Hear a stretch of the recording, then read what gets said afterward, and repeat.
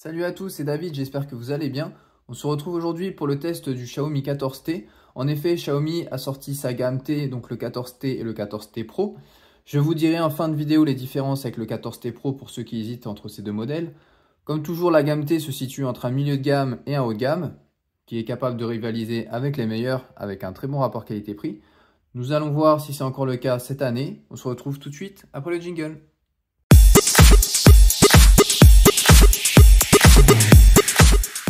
Commençons par le design. Donc ce Xiaomi 14T est disponible en 4 couleurs, en vert, en noir, en gris et en bleu. Moi j'ai opté pour le bleu. Il a un design moderne, mais rien qui sort de l'ordinaire, hein. Au niveau des dimensions, c'est du 16,5 cm par du 7,51 cm avec une épaisseur de 7,95 mm. Pardon. Il pèse 193 grammes, ce qui le rend facile à manipuler et à utiliser parce qu'il est assez léger. Au niveau de l'écran, c'est un écran AMOLED Full HD+, de 6,67 pouces avec une résolution de 1220 par 2712 avec 446 pixels par pouce. L'écran a également un taux de rafraîchissement élevé jusqu'à 144 Hz, ce qui le rend très fluide. Vous pouvez aussi le sélectionner en 60 Hz ou alors en mode dynamique, donc affichage et luminosité. Taux d'actualisation. Donc moi je l'ai mis jusqu'à 144 Hz, mais vous pouvez ici le mettre en 60 ou alors en dynamique qui va mettre par lui-même entre 60 et 144 Hz. Donc moi je l'ai laissé en 144. Au niveau de la protection de l'écran, c'est du Corning Gorilla Glass 5 et il est certifié IP68, donc ça c'est un très bon point. L'écran prend en charge aussi le Dolby Vision, du HDR Pro et du HDR10+. On a un capteur digital qui fonctionne très bien. Voilà. On a aussi une reconnaissance faciale qui fonctionne aussi bien.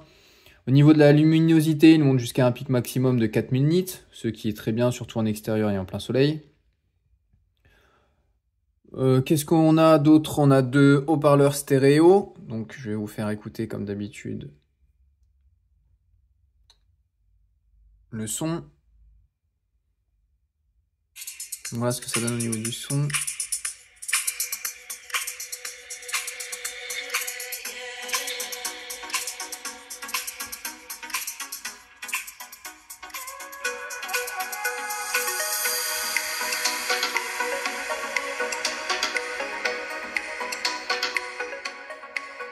On a toujours un déséquilibre de puissance entre le haut-parleur du haut et du bas, mais je trouve que le son est plutôt correct dans l'ensemble. Donc voilà ce que ça donne au niveau des haut-parleurs stéréo.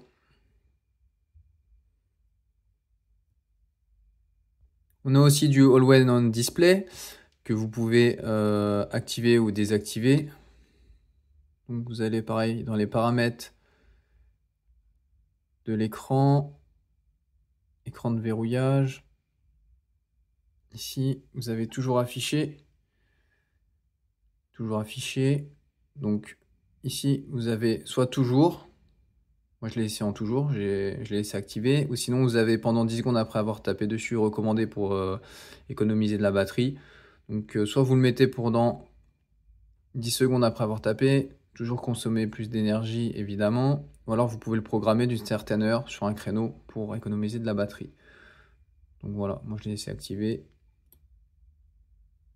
Donc moi j'ai fait mon test avec l'Always On Display activé en permanence et en 144 Hz en permanence aussi. Et effectivement ça joue sur la batterie, mais j'ai préféré tout activer au maximum pour voir combien de temps il pouvait durer. Donc voilà pour la partie du design de ce téléphone. On va passer maintenant à la partie photo.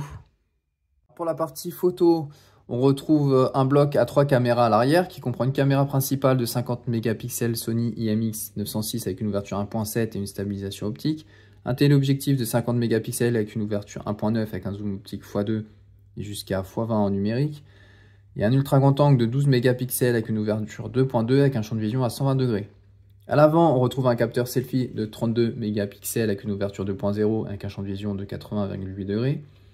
Pour la partie vidéo, à l'arrière, on peut filmer en 4K jusqu'à 60 fps et à l'avant, on est limité à du 4K 30 fps. Comme d'habitude, on retrouvera les deux styles photographiques de chez Leica, l'authentique pour des photos plus naturelles et vibrant pour des couleurs plus saturées.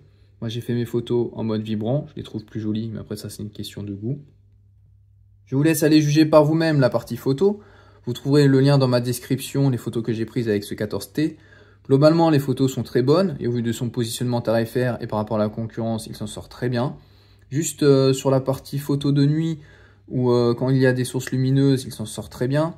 Par contre, quand c'est plus obscur et qu'il n'y a pas de source de lumière, il est un peu en dessous de la concurrence, surtout au niveau des très haut de gamme.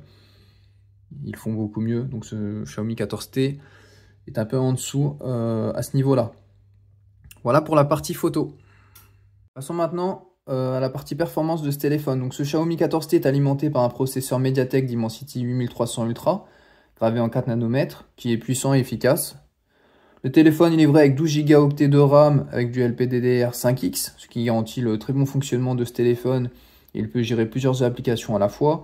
Il fera tourner tous vos jeux sans problème avec une chauffe maîtrisée, car le téléphone reste ni chaud ni froid. En fait, ça reste tiède, franchement. Je pense que c'est grâce à son système de refroidissement qui chauffe pas trop. J'ai pu jouer à Mario Kart et à Call of Duty Mobile sans problème. Le stockage interne, c'est du 256 Go de mémoire qui utilise la technologie de stockage UFS 4.0. Donc globalement, niveau performance, c'est du très bon. J'ai eu aucun souci avec ça. Sinon, il tourne sur Android 14 avec HyperOS. Malheureusement, toujours des applications préinstallées. Je ne sais plus ce qui va être préinstallé, mais il y en a toujours quelques-unes. Puis les applications, je crois que c'était ici. Donc il y avait Amazon, Facebook, TikTok, Amazon Music, LinkedIn, AliExpress, Spotify. Donc voilà, toujours ces applications qui sont préinstallées. Mais bon, en général, sur les Xiaomi, c'est toujours le même problème. Sinon, HyperOS est très bien. On a de nombreuses options de personnalisation qui permettent aux utilisateurs de personnaliser leur appareil comme ils le souhaitent. On a 4 ans de mise à jour Android et 5 ans de mise à jour sécurité. Donc c'est correct. Même si Samsung et Google font mieux avec leurs 7 ans de mise à jour. Mais ça reste quand même un bon point. La plupart des smartphones sont maintenant équipés de l'IA et ce Xiaomi 14T ne déroge pas à la règle avec Google Gemini, la fonction entourée pour chercher et d'autres fonctions qui arriveront avec AI Interprète, AI Note, AI Record, AI Captation, AI Film et d'autres. Je ne vais pas tous les citer. Mais voilà, cette année, c'est l'IA qui est mis en avant sur les smartphones et ça va faire que perdurer pour les années suivantes. Donc voilà ce que je pouvais dire sur la partie logicielle. Au niveau connectivité, c'est du tout bon aussi. Donc 5G, double SIM, compatible eSIM, du Wi-Fi 6E, donc du NFC et du Bluetooth 5.4. Au niveau de la batterie et de l'autonomie, le téléphone est livré avec une batterie de 5000 mAh, avec une charge rapide filaire à 67 watts. Donc n'ayant pas le chargeur fourni dans la boîte et sachant que je n'ai pas de chargeur adéquat, je n'ai pas pu tester la durée de chargement par moi-même. Mais au vu des différents tests que j'ai vus sur internet, vous mettrez environ 45 minutes pour le charger de 0 à 100%. Donc c'est un très bon point. L'autonomie aussi c'est un très bon point. Elle est très bonne, vous pourrez tenir facilement la journée sans problème. Comme toujours selon votre configuration et votre usage. Moi, personnellement, j'ai laissé, comme je vous ai dit tout à l'heure, le taux de rafraîchissement à 144 Hz. J'ai laissé le All-One On Display activé. Donc, tout ça fait consommer de la batterie et j'ai pu tenir la journée entière. Il devait me rester à peu près 10-15% avant de me coucher. Mais avec une grosse utilisation. J'ai utilisé du Waze, les réseaux sociaux, j'ai fait du gaming. Donc voilà, donc vous pourrez tenir facilement la journée. Donc ça, c'est encore un très bon point pour Xiaomi. Passons maintenant à la partie qui habituellement fâche, mais là ce n'est pas le cas, c'est le prix. Car ce Xiaomi 14T est vendu au prix de 651 €, ce qui en fait un smartphone milieu de gamme, même voire entrée du haut de gamme, abordable avec des spécifications et des fonctionnalités haut de gamme. Seulement 150 € le séparent de sa version Pro qui est vendue à partir de 799 € dans sa config la moins chère. Donc au niveau des différences avec le 14T Pro, c'est le processeur.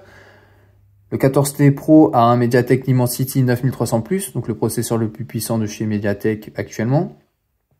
Il a aussi une charge sans fil de 50 watts et une charge filaire à 120 watts, alors que celui-ci n'a pas de recharge sans fil et il est limité à du 67 watts en filaire. Le 14T Pro a du Wi-Fi 7, alors que celui-là a du 6E. Et le capteur principal du 14T Pro est le même que celui du Xiaomi 14 normal. Le capteur de chez Sony, le Light Fusion 900. Et au niveau du téléobjectif, celui-là a un zoom optique qui se limite à du x2, alors que le 14T Pro monte jusqu'à 2,6. Bon, après, c'est pas un grand écart non plus. Donc, pour conclure, le Xiaomi 14T est un très bon smartphone, un très bon rapport qualité-prix.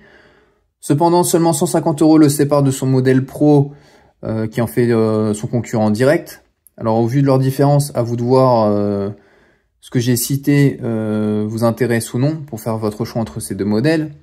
Bah, si vous avez les moyens, partez sur le 14T Pro, mais que ce soit le 14T Pro ou le Xiaomi 14T normal, ce sont tous les deux des téléphones qui vous conviendront. Ce sont de très bons smartphones à un très bon rapport qualité-prix. Voilà, c'est terminé pour aujourd'hui. On se retrouve bientôt pour une nouvelle vidéo. Si tu veux me suivre, je suis aussi sur Instagram. Donc tu pourras suivre toutes les actualités et les tests que je suis en train de préparer sur ma chaîne Dadou Tech. Donc en attendant, prenez soin de vous. Ciao, ciao!